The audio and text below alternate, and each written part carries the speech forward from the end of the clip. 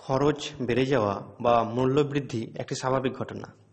তবে সব কিছুর খরচ না বেড়ে বরং কোনো কোনো ক্ষেত্রে খরচ এখন কম হয়, এরকম যদি বলি তাহলে আপনারা নিশ্চয়ই অবাক হবেন। তবে শুনুন, আজ থেকে প্রায় ৩৫০ বছর আগে যে খরচ ছিল বর্তমানে সেই খরচ একই আছে বা কিছুটা কমেছে। পলাশির যুদ্ধের পর জিনিসপত্রের দাম এক ধাক্কায় অনেকটাই বেড়ে গিয়েছিল। পাল্লা দিয়ে বেড়েছিল যাতায়াত খরচও। অধিক মুনাফা লাভের আশায় ইংরেজ সরকার বাজারে জিনিসপত্রের মূল্য নির্ধারণ করে তাদের পক্ষ থেকে এক পত্র এসে পৌঁছায় তৎকালীন বাংলার শাসক মির্জাফরের হাতে। তাতে দেখা যায় জিনিসপত্রের দাম অনেকটাই বেড়ে গেছে।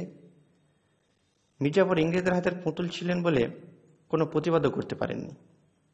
জিনিসপত্রের মূল্যবৃদ্ধির সঙ্গে পাল্লা দিয়ে বেড়েছিল যাতায়াত খরচও।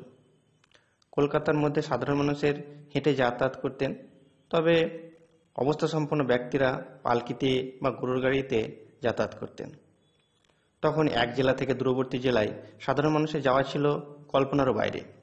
তবে নবাব মহলের লোকজন বা জমিদার গোছের ব্যক্তিরা দূরবর্তী জায়গায় তারা যাতায়াত করতেন। সে সময় নৌকা, ঘোড়ায় টানা গাড়ি এবং পালকি ছিল যাতায়াতের প্রধান মাধ্যম, আর এতে ভাড়া বাবদ খরচ হতো মোটা অঙ্কের টাকা।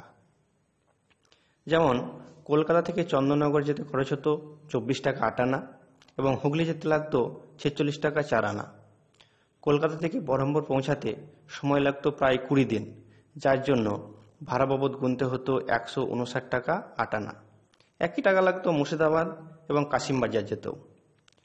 আর কলকাতা থেকে পাটনা পৌঁছাতে সময় লাগতো 60 দিন, যার ভাড়া ছিল 540 টাকা। একইভাবে রাজমহল যেতে খরচ হতো 257 টাকা 12 আনা। ভাগলপুর যেতে খরচ পড়তো 354 টাকা এবং মুঙ্গের যেতে খরচ পড়তো 406 টাকা। এটা দেখে সহজেই বোঝা যায় তৎকালীন সময় যাতায়াত খরচ কত বেশি ছিল।